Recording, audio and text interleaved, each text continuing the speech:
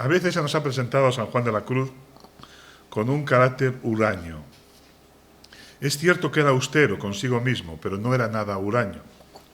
Y no menos cierto es que por lo que se desprende de sus escritos y de las declaraciones de aquellos que le conocieron, era un hombre que derramaba caridad y bondad, con un espíritu poético que le hace amar lo bueno, lo bello, lo atractivo, todo lo cual le habla de Dios y le ayuda a ser una buena persona.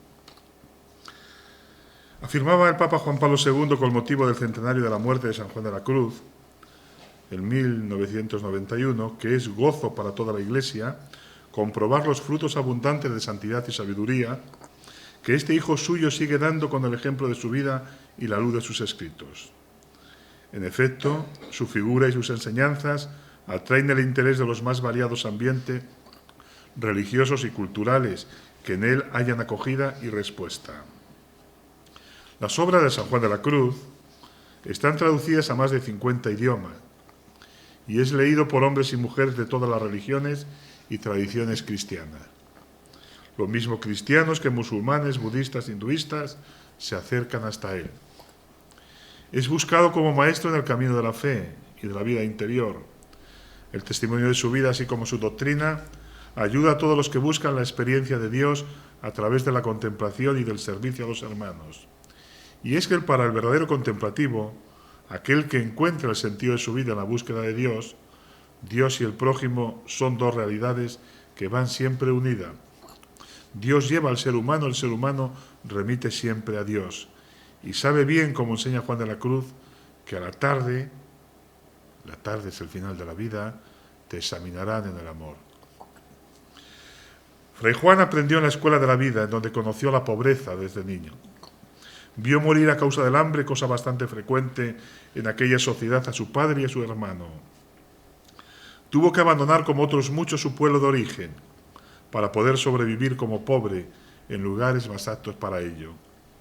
Pidió por las calles, fue aprendiz de distintos oficios, atendió a los enfermos que nadie quería a su lado. Juan de la Cruz no solo vivió esta pobreza de espíritu, sino también la pobreza material. No tuvo una vida fácil, no fue un niño bien de la sociedad de su tiempo, y en ella hubo muchas carencias de necesidades vitales. Solo en su infancia abundó una cosa, el cariño de la madre. Juan de la Cruz, el hombre, no tanto el santo, que nos ha transmitido sus biógrafos, fue ante todo un pobre. Nació pobre, vivió su infancia y juventud pobre, y desde que entra en el Carmelo de Santa Ana de Medina del Campo hasta su muerte en Úbeda, abraza la pobreza como ideal de vida. Hereda de sus padres la condición de pobre, pobre de solemnidad, que es aquel que lo es de verdad y debe exhibir su condición para ser atendido. Su madre Catalina Álvarez, huérfana y pobre, se gana la vida como puede en la villa de Fontiveros, que a mediados del siglo XVI pasaba por momentos de dificultad económica, llevando a muchos de sus vecinos a tomar el camino de la emigración. Uno no escoge la fecha de su nacimiento, pero la verdad que Juan de la Cruz vino al mundo en una época mala, muy mala para todos, pero más para los pobres. Los años por los que él nace, 1540, 1542, se caracterizan por las malas cosechas, la propagación de todo tipo de enfermedades y epidemias, y la falta de alimentos, el hambre y la sobremortalidad. Todo esto pasará factura al bueno de Fray Juan de la Cruz, pequeño y mortificado, como dicen los que le conocieron. La endeblez de su estatura física de adulto debe mucho al hambre, a la desnutrición y a las carencias de sus años de infancia. Juan de la Cruz poco habla de sí mismo. Sus escritos no son autobiográficos. Estando en el lecho de muerte, pidió muy encarecidamente al padre Antonio de Jesús, cuando le recordaba los días de la fundación de Duruelo, que no contase nada. Por el contrario, siempre habló mucho y bien de lo que considera esencial para la vida de todo creyente, la búsqueda de Dios. Parece ser, y lo dicen los que le conocieron, que solo le gustaba hablar de Dios y hablar bien de Dios. De hecho, una cosa llama la atención en Juan de la Cruz: la aventura personal de buscar a Dios, al que considera el bien del alma, la felicidad del ser humano, Y ahí está el grito que esboza en su cántico espiritual, el primero de sus poemas escritos por él. ¿A dónde te escondiste, amado? Que de alguna manera resume muy bien lo que fue su vida. Una búsqueda constante de Dios, al que presiente por el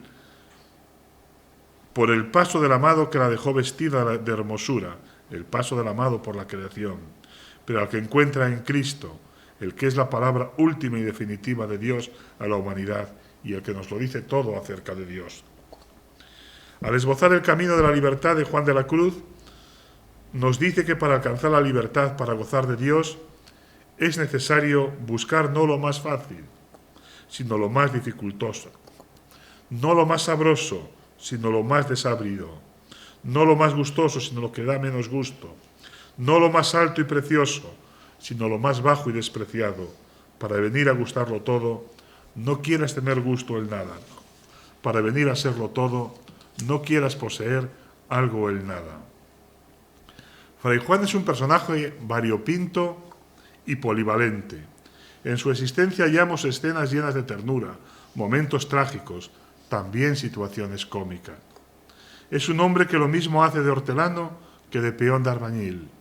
Compone los mejores versos de la poesía lírica española, lo mismo que hace un diseño de Cristo en la cruz, o va cantando y llenando el aire de coplas por los caminos, o gime en la cárcel de la que se fuga arriesgándolo todo. Lo mismo se está así hablando con la Madre Teresa del misterio de la Santísima Trinidad, que se las ve y se las desea, rechazando las insinuaciones de una doncella de Ávila que se le mete en su casa. Lo mismo hace de cocinero y se desgasta las uñas, fregando ollas y sartenes, que prepara un caldo o una pechuga de pollo para un enfermo inapetente, o también cuenta un par de chistes a sus enfermos del catarro universal y les anima a que se rían y hace que les traiga música para que levanten la cabeza. Barre la iglesia y pone flores al Santísimo Sacramento, o echa un piropo a Nuestra Señora, o en la procesión de las candelas quita al niño a la Virgen y sigue con él en brazos como si fuera el viejo Simeón, el buen viejo que dice él. Lo mismo pone en paz a dos matones que se están tirando buenas cuchilladas, que hace entrar en razón a una prostituta y desvergonzada que cambia de vida como una Magdalena. Lo mismo labra imágenes y cristos de madera con la punta agudísima de una lanceta que construye el acueducto para llevar las aguas del Generalife hasta su convento de los mártires en Granada. Lo mismo emplea horas y horas charlando con un grupo de jóvenes o con los canónigos de Segovia, o enseñando a leer, escribir y rezar a los chiquillos del barrio Ajates de Ávila. Con la misma solicitud sacerdotal atiende a la muy noble y devota señora Ana de Peñalosa que a la mujercita pobre del barrio, o se interesa por la vieja más pobre a quien daban de comer en la portería del convento de Granada, que ha desaparecido unos días y envía un par de religiosos a ver qué le pasa. Al atender a esta persona más indigente, está recordando a su madre Catalina Álvarez, una viuda que vive de forma pobre y sencilla en Medina del Campo. Juan de la Cruz es el hombre de los silencios contemplativos más profundos y el relator incansable de los secretos de la vida divina, en la que se abisma a través de la experiencia suprema que se le regala y que la va deletreando y confrontando con la palabra de Dios. Vamos a dar unos datos biográficos. Su nombre era Juan de Yepes, nació en 1542 en Fontiveros, Ávila. Su padre murió cuando Juan tenía 6 años. A los 9 años se trasladó con su madre y su hermano Francisco, primero a Arévalo y después a Medina del Campo. Estudió en el Colegio de la Doctrina y a los 17 años ingresó como estudiante externo en el recién fundado Colegio de los Jesuitas de Medina del Campo. En 1563 recibió el hábito de los carmelitas, adoptando el nombre de Fray Juan de Santo Matías. Al año siguiente fue enviado a Salamanca para cursar estudios de teología en su universidad. En 1567 fue ordenado sacerdote. Viajó a Medina, donde estaba su madre y su hermano, a cantar la primera misa. Y allí se encontró con la Madre Teresa de Jesús, que por aquellos días estaba fundando un convento de carmelitas descalzas y proyectaba uno de frailes. El santo se le ofreció con tal que sea pronto, pues tenía en mente irse a la Cartuja del Paular. En 1568, Juan de la Cruz, junto con el padre Antonio de Jesús y el hermano José de Cristo, comenzaron en Duruelo, un 28 de noviembre, el primer convento de carmelitas descalzos. En 1570 se trasladó a Manceras. En 1571 fue nombrado primer rector del Colegio de Alcalá de Henares, para pasar enseguida como confesor del Monasterio de la Encarnación, donde era priora la Madre Teresa de Jesús. Allí estará hasta que fue secuestrado y llevado por los carmelitas calzados a la cárcel del convento de Toledo en el mes de diciembre de 1577. De su cautiverio en aquella cárcel conventual nació la composición de su obra cumbre, el Cántico Espiritual, así como otros poemas menores. Se escapó de su cautiverio en la madrugada del 15 de agosto de 1578. Una vez fuera de la cárcel y después de pasar por Almodóvar del Campo, en la actual provincia de Ciudad Real, fue destinado al convento del Calvario, Jaén, donde él irá frecuentemente a confesar a las carmelitas descalzas de Beas, donde era priora Ana de Jesús. Seguirá escribiendo y fundando conventos por Andalucía. Muere en Úbeda el 14 de diciembre de 1591 a la edad de 49 años. En 1675 fue beatificado, en 1726 canonizado y en 1926 fue nombrado doctor de la Iglesia. La peripecia terrena de Fray Juan de la Cruz siguió un camino sencillo, casi lineal, sin complicaciones ni sinuosidades de difícil recorrido. Su carrera temporal discurre por cauces normales, alejado de los sucesos más espectaculares de su época, correspondiente a la segunda mitad del siglo XVI. El periplo vital del San Juan de la Cruz estuvo limitado geográficamente a dos regiones españolas, Castilla y Andalucía, cuyas fronteras traspasó reiteradamente hasta 7 veces. A través de relaciones personales y epistolario directo, estableció cierto contacto con Italia, Génova, Roma y con México. El mundo conocido personalmente por él fue, por tanto, muy limitado. En 2 lugares llegó a contemplar con sus propios ojos la inmensidad y la maravilla del mar, en Málaga y en Lisboa. Una existencia pobre en Medina del Campo.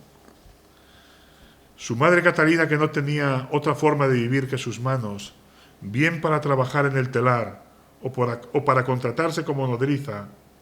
Su hijo Francisco, años después de que su madre muera en Medina del Campo, nos dirá que la madre, después de viuda, pasó mucho trabajo. Inició con sus 2 hijos una larga peregrinación acuciada por el hambre y la necesidad. De hecho, entre los estudiosos de San Juan de la Cruz, es conocida como la peregrinación del hambre. Fontiveros no era un lugar adecuado para aquellos que no tenían raíces en el pueblo y estaban desamparados de la solidaridad familiar, como es el caso de la familia de Juan de la Cruz, precisando de la caridad para poder sobrevivir. De momento se instala en Arévalo por el año 1548. En Arévalo, donde su hermano mayor, siguiendo los consejos de la madre, se casa con una mujer pobre como ellos.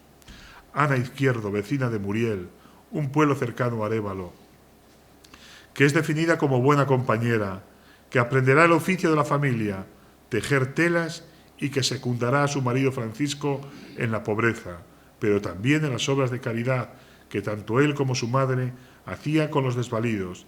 Y es que la familia pobre de Juan de la Cruz encuentra pobres más pobres que ellos y con ellos son solidarios. Al fin, en 1551, decide ponerse en camino hacia Medina del Campo, villa más populosa y que, al margen de las instituciones benéficas con que cuenta, garantiza muchas más ofertas para los pobres que, como ellos, tienen que vivir de la caridad y ganar con qué pasar la vida. Se instalan en uno de los barrios de los arrabales, donde viven los pobres. La villa por aquel entonces cuenta hasta con un 9% de su población entre los pobres. Su madre Catalina, viuda pobre, como era conocida, sin profesión definida, vivía de la caridad, más tarde de la ayuda que la proporciona el convento de las Carmelitas Descalzas, pero siempre saca tiempo para dedicarse a los niños expósitos abandonados, al menos para acompañarles en el bautismo. Y mientras tanto, ¿qué hacía un adolescente pobre como Juan de la Cruz en Medina del Campo? Nada más llegar a la villa, le metieron en el colegio de los niños de la doctrina, mitad reformatorio, mitad colegio, para que aprendiese a leer y escribir. A cambio, tenía que prestar sus servicios como monaguillo, recadero, mozo de limpieza en el convento de la Magdalena de monjas agustinas. Y si todo esto fuera poco, tenía que dedicarse a pedir limosna por la calle de la villa para cubrir los gastos del colegio. Igualmente tenía que formar parte de los cortejos en los entierros, y todo ello no por piedad o devoción, sino para poder comer día a día. Una vez que abandona el colegio, entra como enfermero y demandadero, encargado de pedir limosna por las calles en el hospital de Nuestra Señora de la Concepción o de las Pubas, donde se recogen los pobres enfermos de sífilis y todo tipo de enfermedades contagiosas, los apestados de la época de los que nadie quiere saber nada de ellos. Él, que ha conocido la pobreza, trabaja y trata con cariño a los enfermos que nadie quiere y buscan ocultarlos como sean. Con ello, Juan de la Cruz, sin saberlo, está respondiendo al Cristo pobre que se hace el encontradizo con él a través de los pobres y enfermos más apestosos. Trabajando en el hospital, comienza a sonreírle y gracias al administrador del mismo, Alonso Álvarez de Toledo, que le costeará los estudios con la esperanza de que algún día se ordene de sacerdote y ejerza de capellán en el hospital, podrá estudiar lo que hoy denominaríamos la enseñanza secundaria en el colegio que los jesuitas tienen en Medina del Campo. Su hermano Francisco nos dice que aprovechó mucho en poco tiempo y tenía tanto cuidado que en breve tiempo sabía mucho en la compañía de Jesús. Pero Juan de Yepes, al que conocemos como Juan de la Cruz, no utilizará los estudios para buscar el ascenso social, y oportunidades no le faltaron. Pronto, a los 19 años, y no como huida de la pobreza y la necesidad a la apacible vida conventual, donde tener todo asegurado, entra en el Carmelo, en concreto en el convento de Santa Ana de Medina del Campo, donde profesará como carmelita en 1564, manifestando querer practicar la regla primitiva de la orden con todo su rigor. Su hermano Francisco nos dice que Juan de la Cruz pidió al Señor que le haga pobre y no le deje nunca salir de pobre. Entre 1564 y 1568 tiene lugar su formación intelectual en la Universidad de Salamanca. Los primeros años de experiencia religiosa, una vez superado el noviciado, tuvieron para Fray Juan un marco privilegiado en muchos aspectos. En lugar de seguir la vida comunitaria en cualquiera de los conventos de la orden en la provincia de Castilla, le cayó en suerte hacerlo en una comunidad fuera de lo común, el Colegio de San Andrés de Salamanca, vieja fundación, pero que se hallaba en momento de esplendor, cuando allí llega Juan de Santo Matías o Juan de la Cruz para matricularse en la universidad. Entre las características que distinguía aquella comunidad salmantina hay que destacar el elevado nivel cultural de la misma, el número relativamente alto de miembros procedentes de diversas provincias y la disciplina religiosa ajustada a la norma reformista de los capítulos generales. Al igual que sus compañeros, Juan de Santo Matías tenía como único empeño dentro de la disciplina comunitaria el estudio. Aparece matriculado como artista, es decir, estudiante de filosofía en los cursos de 1564-1567 y como teólogo en el curso de 1567-1568. Cursó, por tanto, el programa completo de filosofía y un año de teología. El grado de aprovechamiento en Salamanca, lo mismo que la preparación humanística recibida en Medina del Campo, va a quedar reflejado en sus escritos. El encuentro entre Teresa de Jesús y Juan de la Cruz. En agosto de 1567 tiene lugar el encuentro de Teresa y Juan de la Cruz en Medina del Campo, donde la Madre Teresa acaba de fundar el convento de las Descalzas. Ella tenía 52 años, el 25. El encuentro se produce en el convento de las Carmelitas. Juan estaba repensando su vocación carmelitana y emprender de nuevo el camino en la Cartuja. Teresa había realizado su sueño. Descubre en el joven Juan de Santo Matías el ideal para empezar una nueva vida entre los carmelitas descalzos. Juan ve en Teresa una mujer con una hondura espiritual y una capacidad de liderazgo y claridad de ideas que le entusiasman. Fray Juan está a punto de terminar sus estudios en la Universidad de Salamanca, donde ha pasado los últimos años. Años de laboriosidad y de ascetismo. Por esas fechas la Madre Teresa está meditando ampliar su reforma, hasta ahora circunscrita a los conventos de monja, pasando también a los frailes carmelitas. Es una idea que cada vez tiene más firme, pero aún no ha encontrado la persona idónea. Incluso tiene ya el lugar y la casa para el primer convento de carmelitas descalzos, gracias a la donación de un caballero abulense, don Rafael Mejías. Todo parece a punto, por tanto, para lo que había de ser la culminación de su gran reforma religiosa. Pero falta lo más importante, el hombre. La madre tantea a unos y a otros. Al fin, Fray Pedro de Orozco, carmelita natural de Medina del Campo, que había estudiado en Salamanca, le habla de un condiscípulo que había tenido en el convento salmantino, que a todos asombraba por su fervor religioso y por su ascetismo. La Madre Teresa decide conocerlo. La dificultad estriba en que Fray Juan estaba meditando pasarse, como hemos dicho, a los cartujos, para llevar el género de vida contemplativo que tanto le atraía. Había pues que convencerle, sería un momento clave para la Madre Teresa.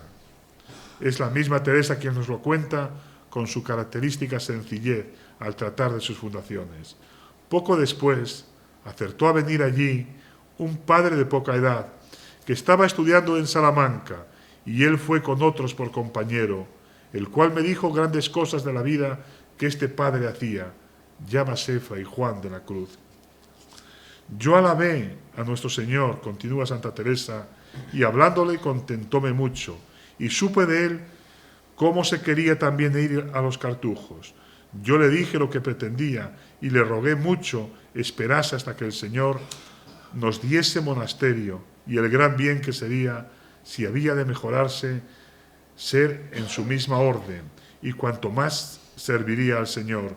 Él me dio la palabra de hacerlo, con que no se tardase mucho, cuando yo vi que tenía 2 frailes para comenzar.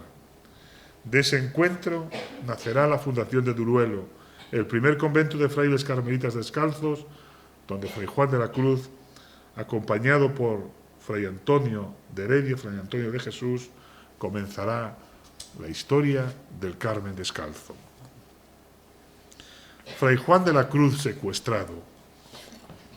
A la altura de 1576, los padres carmelitas calzados pretenden cortar el crecimiento de los descalzos y reducirles a los 3 conventos aprobados por el general de la Orden, el cual envía como visitador a España al padre Jerónimo el Tostado.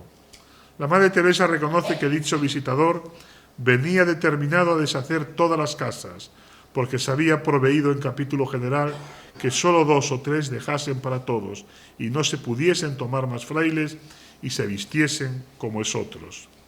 El Tostado, protegido por el nuncio, pero con la oposición del Consejo Real y por tanto del rey, que impide que llevase a cabo su comisión, fue directamente contra los descalzos y las descalzas. En la noche del 2 de diciembre de 1577, Juan de la Cruz y su compañero, el padre Germán, estaban retirados en su casa próxima al monasterio de la Encarnación de Ávila, cuando llegó un grupo de padres calzados, que descerrajando la puerta prendieron a Fray Juan y le llevaron con los ojos vendados hasta Toledo para que ignorase el lugar donde se encontraba.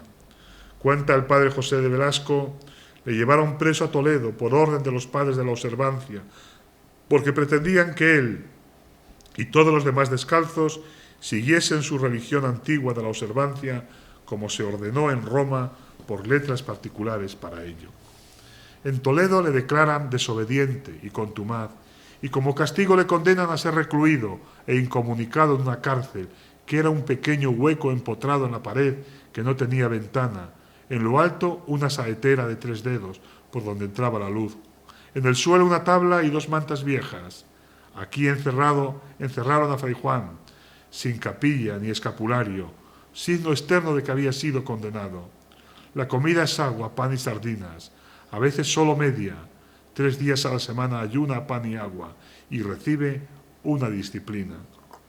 Fray Juan pasó los días y las noches interminables solo en la oscuridad de su celda. No tuvo ropa para mudarse.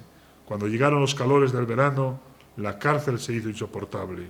Le tentaron con honores y cargos para que abandonase la vida descalza. Le comían a la vez el hambre, la calentura, los piojos. La túnica se le caía a pedazos y una terrible preocupación le angustiaba. ¿Tendrán razón los padres calzados? ¿Se habrá equivocado al iniciar la vida descalza? Estaba solo, nadie sabía dónde. Estaba secuestrado. Lo tenían en Toledo, a escasos 200 metros del convento de las Carmelitas Descalzas, encerrado en una celda y sometido a ayuno y a disciplina. La Madre Teresa, que tanto quería a Fray Juan, mueve Roma con Santiago para lograr su libertad, para lo cual no duda en acudir al rey, sabiendo el apoyo del monarca a las cosas de la religión, y que nada se puede hacer sin su autoridad, y lo que han hecho con Fray Juan va contra la autoridad del rey. Aquel fue un momento crucial para la reforma carmelitana. Se llegó a temer que los enemigos llegaran a los últimos extremos. La vida de Fray Juan corría peligro, si no de forma violenta, sí por el cautiverio y los malos tratos a que se veía sometido.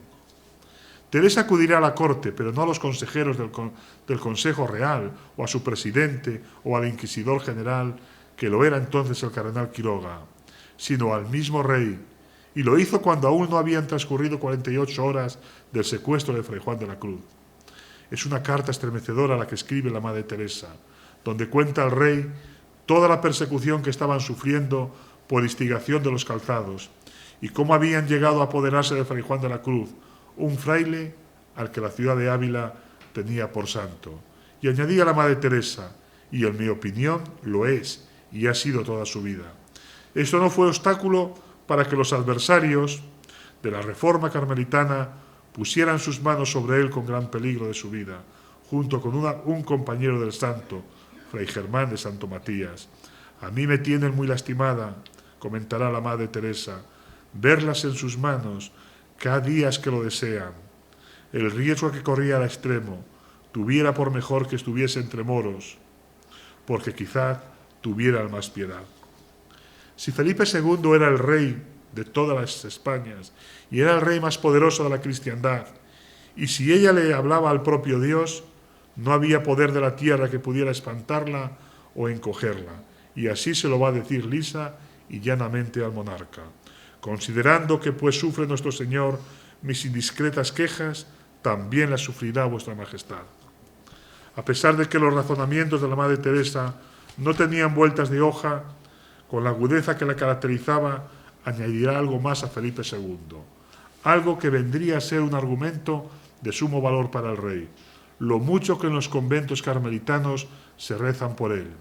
Ella misma lo hacía, lo que no había de tenerse en cuenta por no ser nadie, pero sí había que valorar que hiciera levantarse de madrugada a las monjas que con ella vivían para que también lo hiciesen.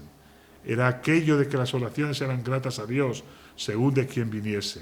Y así Teresa escribía a Felipe II. Bien creo tiene vuestra majestad entendido el ordinario cuidado que tengo de encomendar a vuestra majestad a nuestro Señor en mis pobres oraciones. Y le añadía, aunque eso por ser yo tan miserable sea pequeño servicio, en despenar para lo que hagan estas hermanas del monasterio de descalzas de nuestra orden, es alguno, porque sé que sirve a nuestro Señor. Fray Juan de la Cruz no se enoja con sus perseguidores. El carcelero quedó edificado por su bondad y mansedumbre, y como nadie hacía nada por Fray Juan, decidió fugarse. Se lo ha inspirado Nuestra Señora, y se dedicó a aflojar los tornillos del candado. La víspera de la Asunción de Nuestra Señora, 14 de agosto, le encuentra el prior sumido en oración. ¿En qué pensáis?, le pregunta. Quisiera decir misa el día de Nuestra Señora, responde Fray Juan. No en mis días, contestó el prior, y cerrando la puerta se marchó. Fray Juan está convencido que tiene que huir.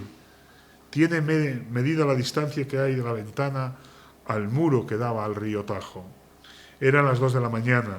A un empujón cayeron los tornillos y saliendo sigilosamente se deslizó por la cuerda. Dio en un convento de monjas de altos muros. No tenía salida, pero sin saber cómo, se encontró en libertad. Pasó la noche en un portal y de madrugada llamó al convento de las Descalzas. Hija, Fray Juan de la Cruz soy, que he salido de la cárcel. Luego en el coro las leyó sus poemas de prisión, entre otros, qué bien sé yo la fonte que emana y corre, expresando su ansia de la Eucaristía, de la que se vio privado durante los 9 meses de cárcel. Aquesta eterna fonte está escondida en este vivo pan por darnos vida, aunque es de noche. La fonte es Dios, que se hace presente en la Eucaristía, de la que él se ha visto privada, la ha deseado y la ha sentido cerca desde la fe. Dice una tradición, de las más fidedignas, que pasado muchos años de estos meses de cárcel, soledad y olvido, y estando en Segovia, que nuestro Señor le dijo: Juan, ¿qué regalo me pides por lo que has sufrido por mí? A lo que él respondió: que me concedas valor para padecer por tu amor todos los sufrimientos que quieras permitir que me sucedan. Serán sus hermanas las carmelitas descalzas las que a través de sus amistades le saquen de Toledo en el otoño de 1578, iniciando su larga singladura de 10 años por tierra andaluza. En la cárcel de Toledo sufrió San Juan de la Cruz lo que Santa Teresa dice que le sucede a los santos cuando llegan a las sextas moradas: insultos, calumnias, dolores físicos, hambre, sed, angustias espirituales, tentaciones de renunciar a todo su plan de santidad.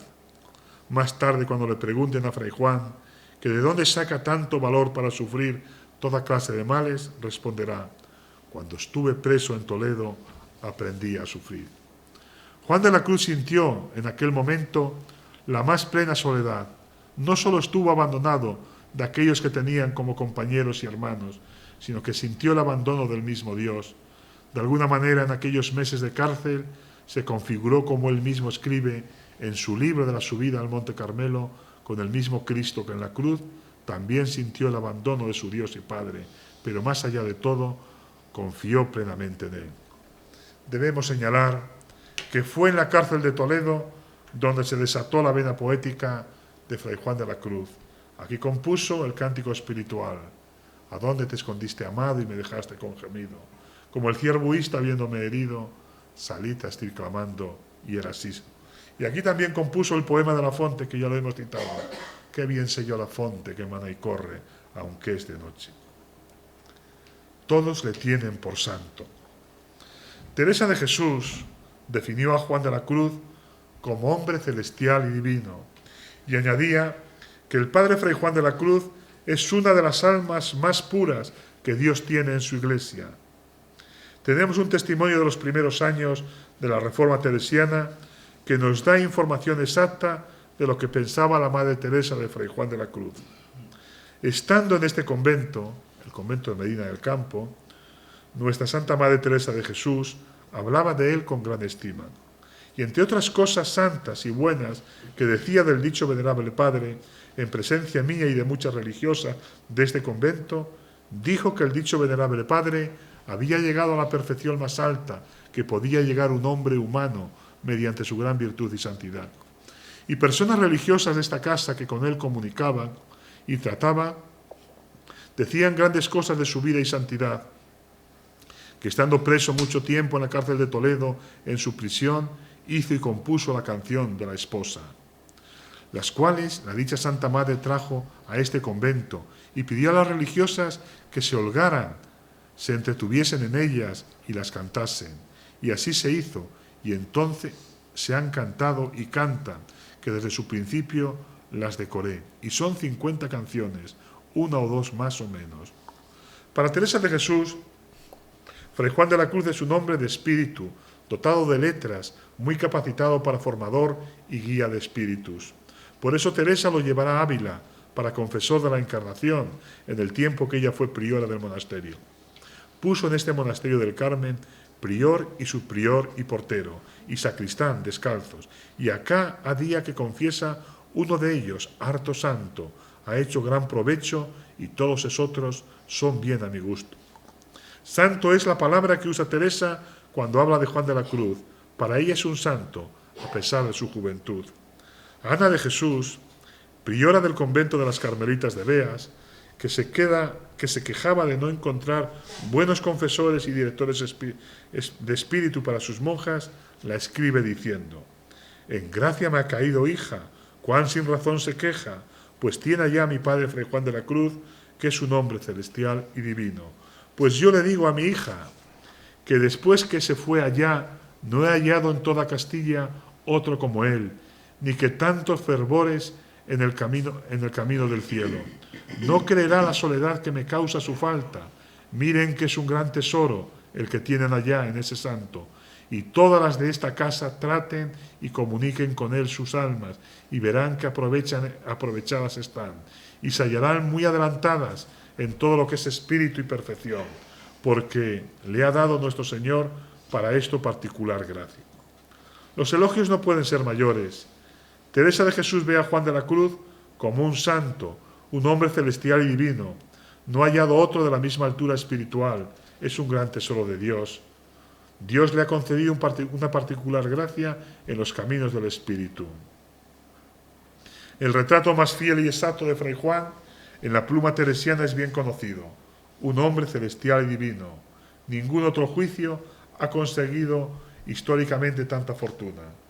Lo que le identifica en opinión de Teresa es la palabra santo. Hablar de Fray Juan para ella es recordar a un santo. Todos conocían la estima que tenía la madre fundadora por Fray Juan de la Cruz. En las conversaciones de la vida ordinaria, Teresa transmitió a sus monjas y frailes esta veneración por su senequita, otro de los nombres con que ella se dirige a Fray Juan de la Cruz. Una muestra es el testimonio de María de la Encarnación, cuando declara en el proceso de beatificación de la Madre Teresa en 1614.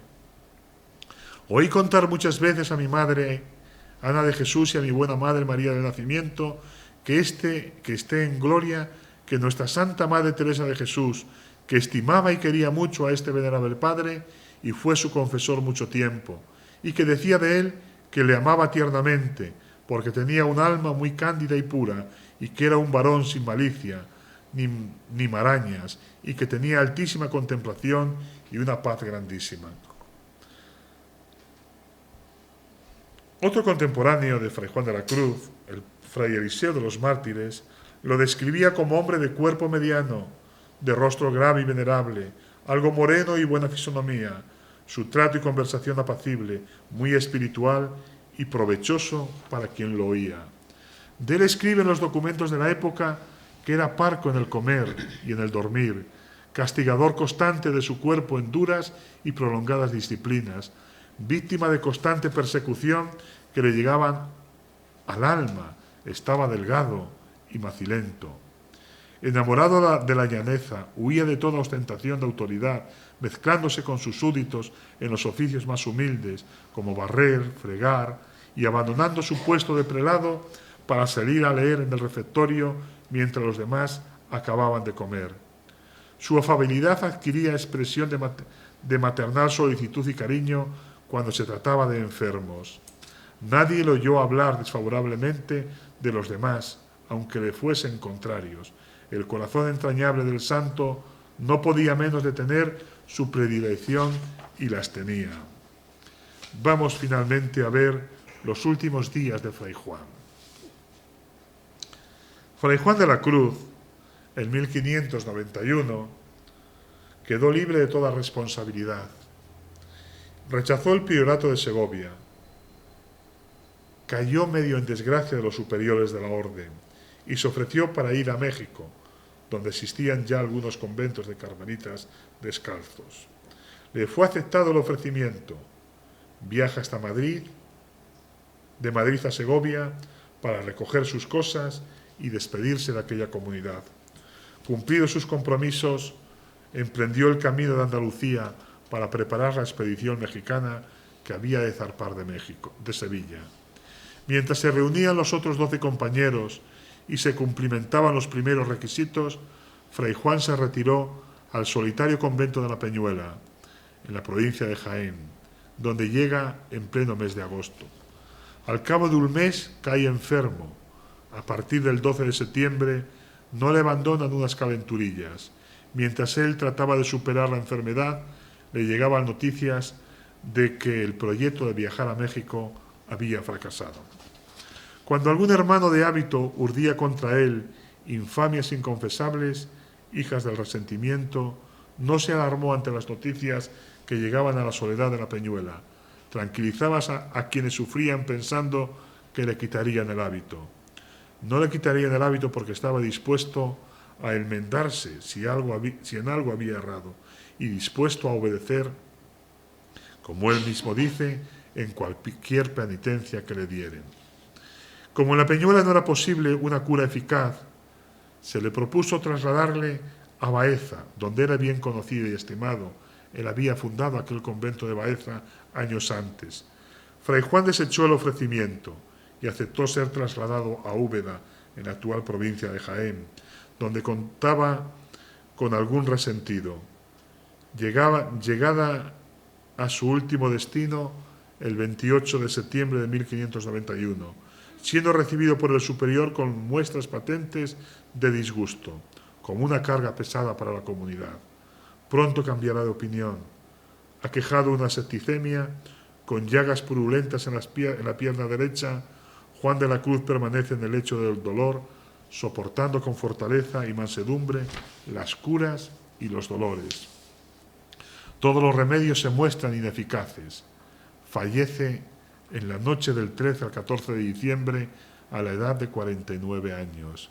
Cuando los religiosos quisieron rezarle la recomendación del alma, pidió que no le rezaran nada de eso, sino que le leyeran los versos del Cantar de los Cantares, que él tan bellamente había escrito y comentado. Su cuerpo fue trasladado 2 años después, en 1593, a Segovia, donde reposan sus restos en la iglesia de los Carmelitas Descalzos.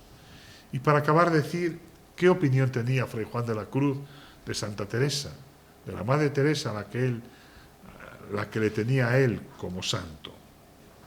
San Juan de la Cruz es muy mesurado a la hora de dar afirmaciones relacionadas con otras personas. A veces las pocas palabras pueden ser expresión de una gran estima y un gran reconocimiento. Aunque las referencias son escasas, son muy significativas. Para Fray Juan de la Cruz, la Madre Teresa es, ante todo, madre y santa. Es cierto que Juan de la Cruz guardó ciertas formas de la Iglesia, porque Teresa no había sido beatificada cuando él murió. Él estaba convencido de la santidad de la fundadora y del influjo espiritual que había tenido en los primeros descalzos y descalza. Por eso las palabras de madre y santa eran las palabras más apropiadas. Y además reconoce el carácter de madre de los descalzos y de las descalzas en un momento en que entre los descalzos algunos pretendían negar esta maternidad de la madre sobre la orden. En el cántico espiritual nos encontramos con 2 referencias muy valiosas. En la primera aparece Teresa expresamente como maestra en las cosas del espíritu. En la segunda trata de los fundadores, de su riqueza espiritual y del influjo en sus hijos. Dios se derrama de un modo especial en ellos, dice. Aunque no dice expresamente el nombre de la santa, es lógico pensar que tiene en mente la figura de Teresa. He aquí los textos. Y porque también la bienaventurada Teresa de Jesús, nuestra Madre, dejó escrita estas cosas de espíritu admirablemente. Fray Juan de la Cruz llegó a leer los escritos de la Madre Teresa, incluso algunos que no habían sido publicados. Es decir, que tuvo acceso incluso a algunos de aquellos manuscritos.